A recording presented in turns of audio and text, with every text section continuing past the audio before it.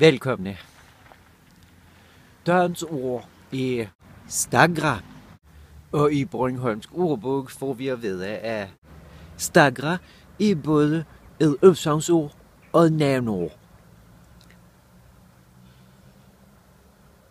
Når en stagra går en svagt rystende eller vaknes. Og det bruges til eksempel om gamle folk eller om bælle, når de skulle lære at gå. De stagra afsted. Navneordet en stagra er sausing ungen steg, eller på bund og en krukke med fedt.